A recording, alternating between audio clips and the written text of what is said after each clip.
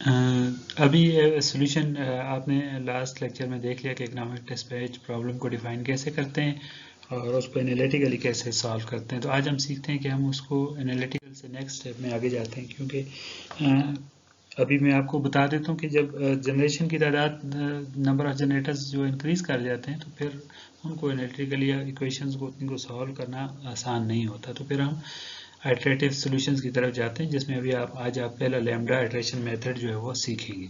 इसका बेस्ट दो तरीके हैं। एक तो इसका ग्राफिकल व्यू है जो ये नज़र आ रहा है आपको,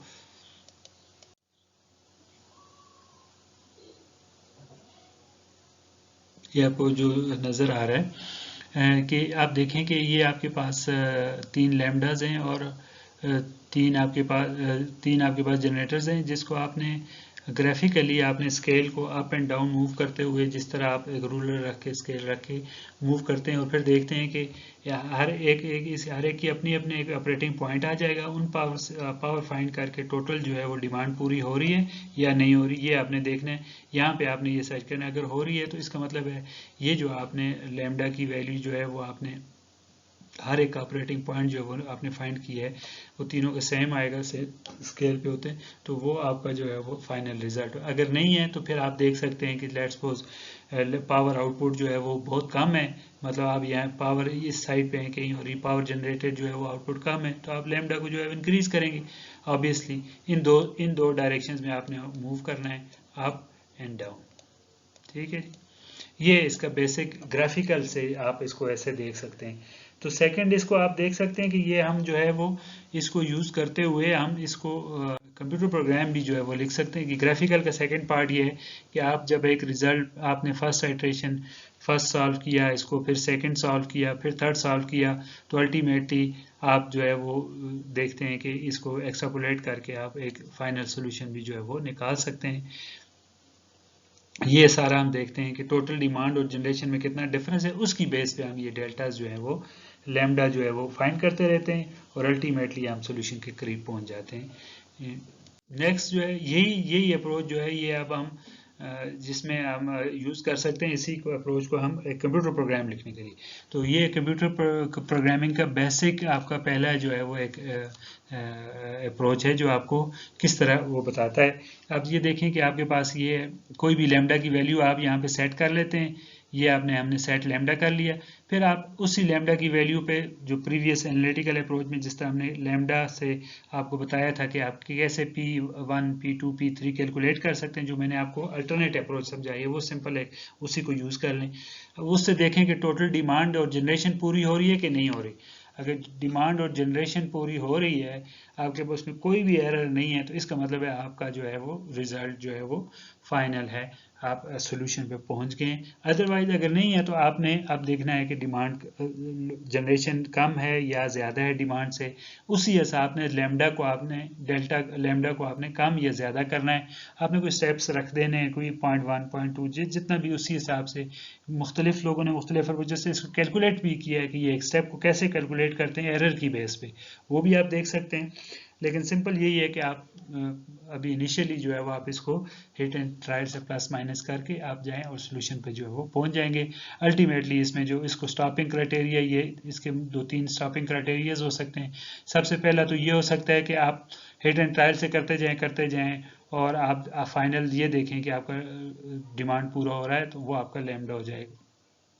अब बाज़-औक़ात अब ये इतने बड़े उसमें तो 2500 मेगावाट और ये डिमांड है जिस तरह लेट्स सपोज 850 में, तो आप 850.01 850.49.98 ये वैल्यूज़ भी आ सकती हैं आपके पास। तो फिर उसमें स्टॉपिंग क्राइटेरिया आप मुख्तलिफ रख सकते हैं। एक तो ये सबसे पहला आसान ये है कि जब आप एक्सपीरियंस हो जाता है, आपको पता चल जाता है, अंदाज़ हो जाता है कि अब मैं इतने हाइड्रेशन में कन्वर्ट कर जाऊंगा, आप नंबर ऑफ हाइड्रेशन फिक्स कर लें। दूसरा ये होता है कि आप एरर, जो हम ये एरर जो डिफाइन करते हैं, ये जो एरर है इसके दरमियान पी जनरेशन और पी लोड के दरमियान, वो आप कैलकुलेट कर लें। उसको जो है वो आप देख लें कि आप वो ख़ास जो आपने टॉलरेंस रखी है उससे कम है, तो आप अपनी क्राइटेरिया उसको सॉल्व कर लें। फिर आप ये भी कर सकते हैं कि आप लैम्डा की वैल्यू को चेक करें, प्रीवियस वैल्यू और नेक्स्ट वैल्यू को, लास्ट वैल्यू को और करंट वैल्यू को चेक करें। अगर जब ये ऑब्वियसली सोल्यूशन के करीब आएगा तो ये वैल्यू चेंज इसमें कम होता जाएगा। लेट्स सपोज पहले अगर अभी हम एग्जांपल में भी देखेंगे तो पहले ये इनिशियली बड़े बड़े स्टेप्स में चेंज हो रहा होगा, फिर स्मॉल स्टेप्स में चेंज हो रहा होगा। तो अगर ये चेंज कम आ रही है, तो अगर वो एक फिक्स वैल्यू की तरफ जा रहा है, तो वहाँ पे भी आप उसको नंबर ऑफ इतने एरर पे आप जो है वो रोक सकते हैं। नेक्स्ट जो है वो ये आपको सारे एक्सप्लेन कर दिए मैंने। अब मुख्तलिफ ऑब्वियसली जो आप मुख्तलिफ क्राइटेरियाज और मुख्तलिफ प्रोग्राम्स लिखेंगे तो उसके लिए आपको मुख्तलिफ कम्प्लेक्सिटी भी आएगी, या आपके पास कंप्यूटेशन पावर की रिक्वायरमेंट आएगी। ये सारी चीज़ें आपने उसके साथ देखनी है। ये न्यूटन रॉफ्सन मेथड नॉर्मली यूज़ होता है कि इंक्रीमेंटल कॉस्ट को कैसे प्रोजेक्ट करते हैं अगले स्टेप पे। ये हम आगे एग्जांपल्स में जब इसको हम कोई प्रोग्राम का वो करेंगे तो जुड़े कि ये एक एग्जांपल है जिसमें आपके पास 3 जनरेटर्स हैं जिनको आपने 2500 मेगावाट पे लोड डिमांड मीट करना है, और 8 जो है वो आपने स्टार्ट लिया है लैम्डा का। अब देखें ये पहला स्टेप क्या यही है, in this calculation the value of lambda on the second iteration is always set at 10% above or below the starting। अब ये एक आपका एक ये तरीका है। दूसरा ये हो सकता है कि आप देखें एरर बहुत ज़्यादा है तो आप बजाय 10% 20% उसको चेंज कर लें। ये एरर की बेस पे आप इसको सेट कर सकते हैं। अब आप देखें कि सबसे पहले कि उसने जो है वो लैम्डा को सिलेक्ट किया है कहाँ पे, 8 पे। तो 8 पे सिलेक्ट किया है। आप यू हैव इनफ एक्सपीरियंस, पिछले एग्जांपल्स आपने सॉल्व किए हैं उनके मुताबिक आप देखेंगे उनका लैम्डा जो है वो 8 के करीब करीब आ रहा है। तो उसी पे आपने जो है उसको सेट कर लिया, और आप देखें कि इनिशियली लोड डिमांड और जनरेशन में डिफरेंस आ रहा है। जब डिफरेंस ये देखें 8.8 से 8.8 पे गए तो ये जनरेशन से डिमांड से जनरेशन बढ़ गया। अब उसको देखें कि डिमांड से जब जनरेशन बढ़ गया तो फिर आपने जो है वो अपना जो वैल्यू आपने लैम्डा की वैल्यू उसको कम पे लेके आना है। अब ये डिक्रीज पे आप आ गए। यहाँ पे आपने देखा कि 8 लिया और आपका डिमांड से कम है, तो आप 8 पॉइंट समथिंग अबव पे जाएंगे, प्लस करेंगे इसकी वैल्यू।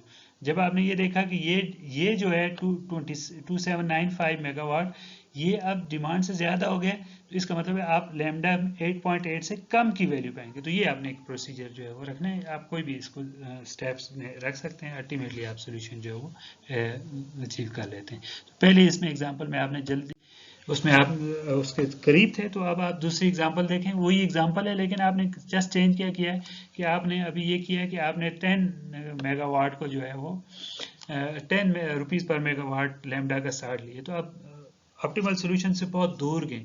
तो ऑप्टिमल सोल्यूशन से जब आप दूर गए तो ये बाज़ औक़ात डाइवर्जेंस भी हो सकती है, और बाज़ औक़ात आपको बहुत ज़्यादा स्टेप्स चाहिए होंगे, बहुत ज़्यादा आइट्रेशंस में आप जाके कन्वर्ट करेंगे।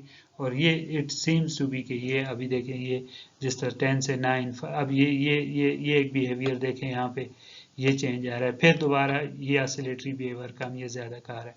तो इसलिए आपका एक्सपीरियंस जितना आप ऑप्टिमल के करीब होंगे आपका सोल्यूशन जो है वो बेहतर होगा। तो that's all for lambda iteration.